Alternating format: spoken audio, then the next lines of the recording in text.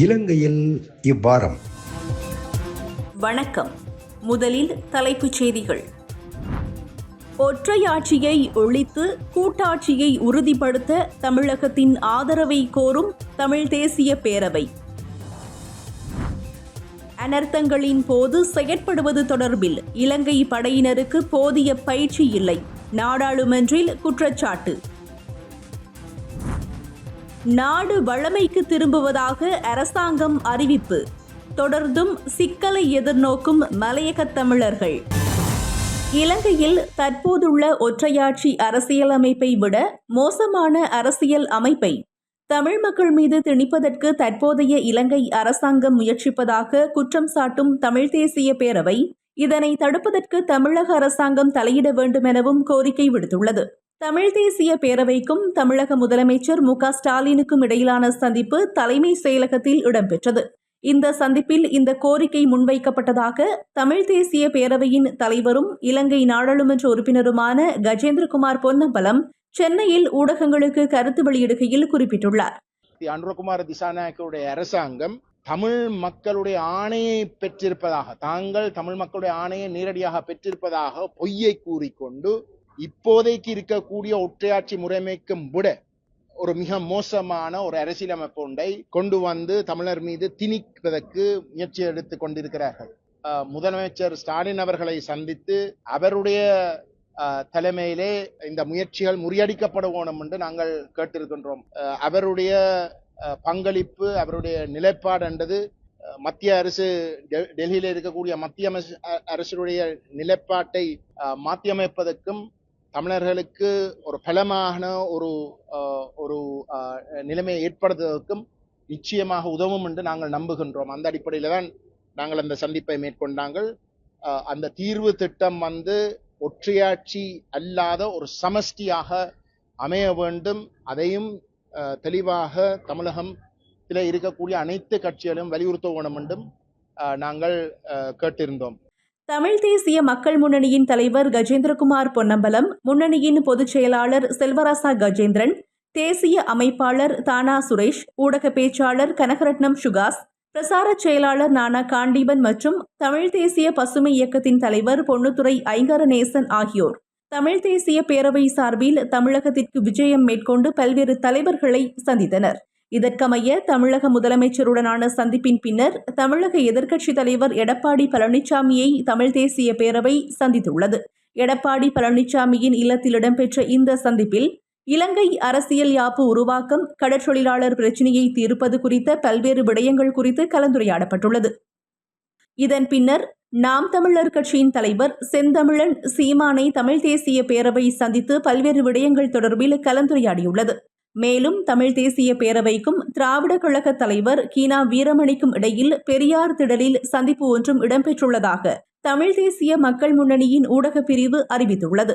இதேவேளை தமிழக வாழ்வுரிமை கட்சி தலைவரும் தமிழக சட்டமன்ற உறுப்பினருமான திருநாவுக்கரசு வேல்முருகனுக்கும் தமிழ் தேசிய பேரவைக்கும் இடையிலான சந்திப்பு ஒன்றும் இடம்பெற்றுள்ளது.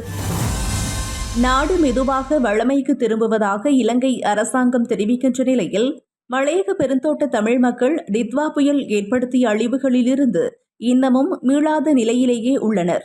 மலையக பெருந்தோட்டங்கள் அமைந்துள்ள மாவட்டங்களுக்கு தொடர்ச்சியாக மண் சரிவு அபாய எச்சரிக்கை விடுக்கப்படுகின்ற நிலையில் கடும் மழை பெய்து வருகிறது.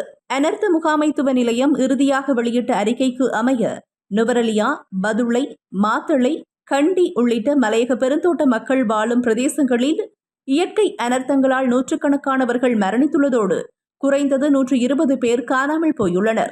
அவர்கள் மரணித்துள்ளதாக அறிவிப்பதற்கான ஏற்பாடுகளை அரசாங்கம் முன்னெடுத்துள்ளது. ஆயிரக்கணக்கான மக்கள் இன்னமும் தற்காலிக முகாம்களில் தங்கியுள்ளனர். இவ்வாறான நிலைமையில் அரசு அதிகாரிகள் பொறுப்பற்ற முறையில் செயற்படுவதாக அந்த மக்கள் குற்றம் சாட்டுகின்றனர். மண் சரிவு மற்றும் வெடிப்புகளால் வீடுகள் பாதிக்கப்பட்டுள்ள நிலையில் பாடசாலைகளில் அமைக்கப்பட்டுள்ள தற்காலிக முகாம்களில் இருந்து வெளியேறுமாறு தாம் நிர்பந்திக்கப்படுவதாக பெருந்தோட்ட மக்கள் தெரிவிக்கின்றனர். இலங்கையின் அரச பாடசாலைகளின் கல்வி நடவடிக்கைகள் கடந்த 16ஆம் திகதி ஆரம்பமான நிலையில் மக்கள் இந்த சிக்கலை எதிர்நோக்கியுள்ளனர். கொத்மலை பிரதேச செயலகத்திற்குட்பட்ட கொத்மலை வெவண்டன் தோட்ட மக்கள் தோட்ட பாடசாலையில் தங்கியுள்ள நிலையில் அந்த மக்கள் அங்கிருந்து வெளியேற நிர்பந்திக்கப்பட்டுள்ளனர். இப்போ எங்களை இதை விட்டு வெளியில் போங்கன்னு சொல்லாமல் வந்து ஸ்கூல் ஸ்டார்ட் பண்ணிட்டாங்க. இன்னைக்கு பிள்ளைகள் படிக்கிறாங்க, கீழே பில்டிங்லேயும் பிள்ளைகள் படிக்கிறாங்க, மேலே பில்டிங்லேயும் பிள்ளைகள் படிக்கிறாங்க. அப்போ பிள்ளைகள் படிக்கும்போது எங்களுக்கு இங்கே இருக்க முடியுமா? அப்போ அவங்க வந்து என்னை போங்கன்னு சொல்லலை, ஆனால் எங்களுக்கு இப்போ போகாமல் இருக்க இயலுமா? அப்படி போனாலும் நாங்கள் எங்கே போகிறது?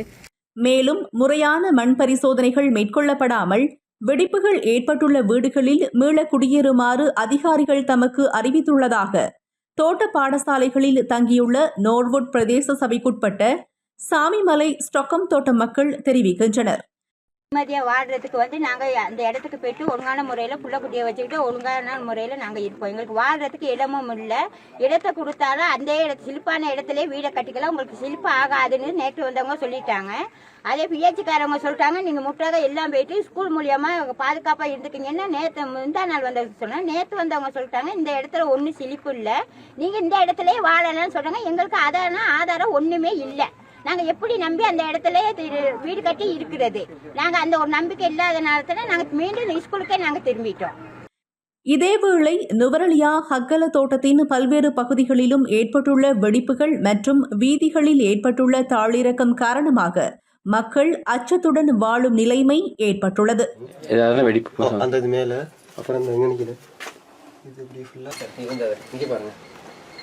எப்படி போயிருக்கு?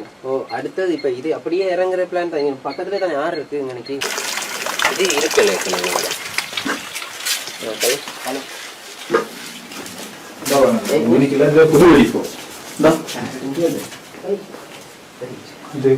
இந்த போயிருக்கேன். இது இல்லாம மேல இருந்தாங்க பாருங்க, அப்படியே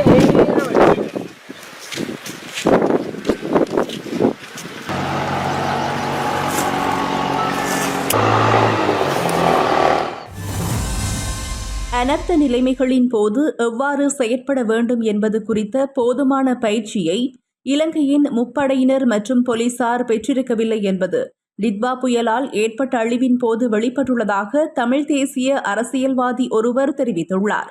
இந்தியா, அமெரிக்கா உள்ளிட்ட வெளிநாட்டு படையினரே அண்மைய மிகப்பெரிய அனர்த்தத்தின் போது இலங்கை மக்களின் பாதுகாப்பை உறுதிப்படுத்த வேண்டிய நிலைமை ஏற்பட்டிருந்ததாக இலங்கை தமிழரசு கட்சியின் நாடாளுமன்ற உறுப்பினர் சிவஞானம் ஸ்ரீதரன் சுட்டிக்காட்டியுள்ளார்.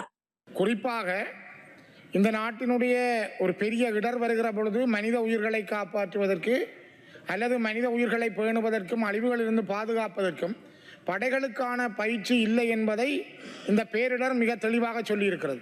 அமெரிக்காவினுடைய படைகள், இந்தியாவினுடைய படைகள், ஏனைய நாட்டு படைகள் வந்துதான் இந்த நாட்டில் இருக்கின்ற மக்களுடைய பாதுகாப்பை உறுதிப்படுத்த வேண்டி இருக்கிறது என்ற அந்த அத்தியாயம் இந்த நாட்டிலே புதிதாக உருவாக்கப்பட்டிருக்கிறது. உண்மையிலே ஒரு நாட்டினுடைய படை என்பது இராணுவம், கடற்படை, விமானப்படை, போலீஸ் என்பது ஒரு இடர் வருகிற பொழுது எவ்வாறு செயல்படுதல் என்பதற்கான முழுமையான பயிற்சியையும் பங்கையும் கொண்டிருப்பார்கள். ஆனால் இந்த நாட்டில் அவர்கள் செயல்பட்டிருந்தாலும் கூட அந்த செயல்பாட்டிற்குரிய திறன் அவர்களுக்கு வழங்கப்படவில்லை என்பதைத்தான் இந்த கடந்த நாட்கள் தெளிவுபடுத்தி இருக்கின்றது.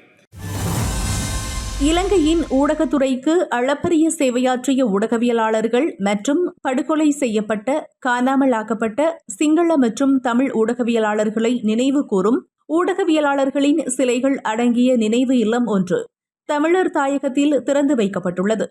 கிளிநொச்சியில் அமைந்துள்ள தனியார் வணிக நிறுவனம் ஒன்றின் இயற்கை பண்ணை மற்றும் சுற்றுலா விடுதி வளாகத்தில் இது அமைய பெற்றுள்ளது.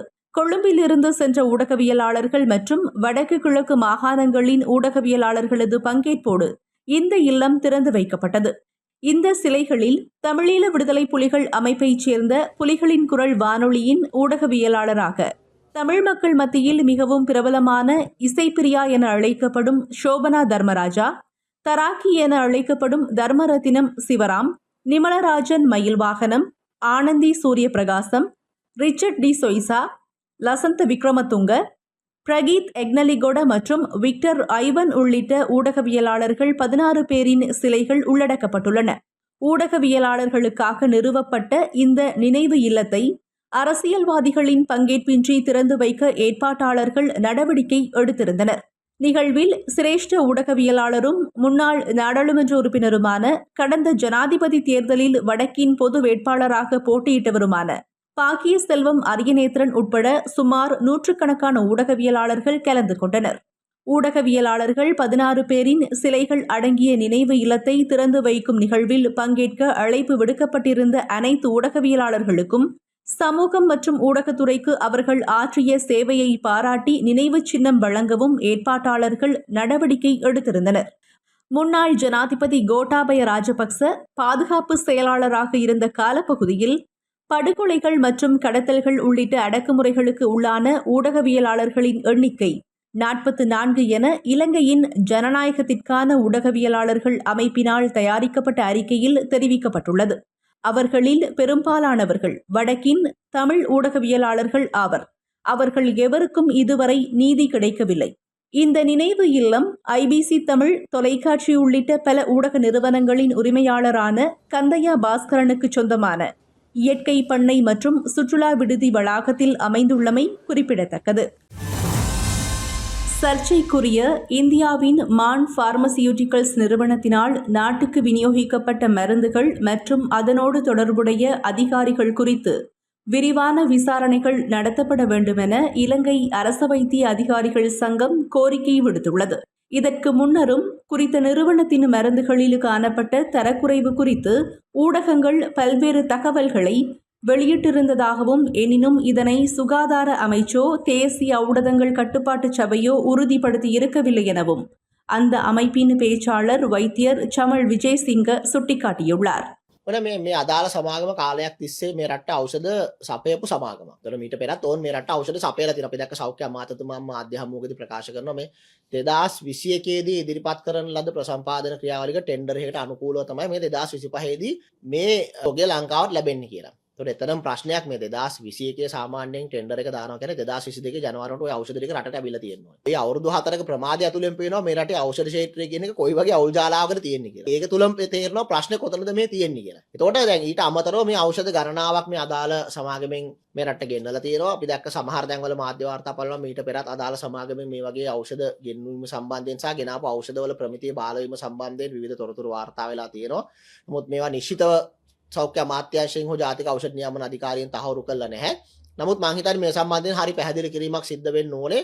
මොකද එතකොට මේ අදාළ සමාගම මේ ප්‍රශ්නගත සමාගම සම්බන්ධයෙන්ම තමයි දැන් ගැටලුව මතුවලා තියෙන්නේ. මොකද ඒ නිසා තමයි තවත් ඖෂධ ගණනාවක් මේ තහනම් වෙන්නේ. මොකද ඔවුන්ගේ නිෂ්පාදනාගාරයේම ප්‍රශ්නයක්. ඒතර ඔවුන් නිෂ්පාදනය කරපු අනිත් ඖෂධවලත් මොනවද තියෙන්නේ? ඒවා මේ කියන ඖෂධය තියෙනවද? වෙන ආගන්තුක ද්‍රව්‍ය තියෙනවද? බැක්ටීරියා තියෙනවද? වෙන මොන හරි අහිතකර දේවල් තියෙනවද? ඒතකොට ඒවා මේ රටේ ජනතාවට දීලාද? මොකද සමහරලාට සමහර සංකූලතා මතුවෙන කාලයක් ගිහිල්ලා. එතකොට ඒ ওই විදිහට වාර්තා වෙන්නේ නැහැ. ඒවා වෙන විදිහකට තමයි වාර්තා වෙන්නේ. එතකොට එහෙම රෝගීන්ට මොනවද උනේ? ඔවුන්ට වෙච්ච සංකූලතා සම්බන්ධයෙන් යම් අවබෝධයක් තියෙනවද? ඇත්තටම ඔය කියන ඖෂධ කුප්පිය ඇතුලේ ඖෂධය තිබිලා තියෙනවද? දැන් එහෙමත් ප්‍රශ්නේ මතුවෙන්නේ. එතකොට මේවා ගැන මම හිතන්නේ දීර්ඝ පරීක්ෂණයක් අවශ්‍ය වෙනවා. නමුත් මම හිතන්නේ මේ සම්බන්ධයෙන් මේ පරීක්ෂණය සිදු කළ යුතුයි. මොකද අදාළ සමාගමෙන් මේ රට ඇතුළට මේ ඖෂධ 10ක් රැගෙනීම අත්හිටුවීම කියන කාරණේ සාධනීය කාරණයක්. නමුත් ඒක පිටිපස්සේ දැන් මේ අවුරුදු ගාණක් තිස්සේ සිද්ධ වෙච්ච ක්‍රියාවලිය මොකක්ද කියන කාරණේ සම්බන්ධයෙන් පැහැදිලිව රටට හෙළිදරව් විය යුතුයි.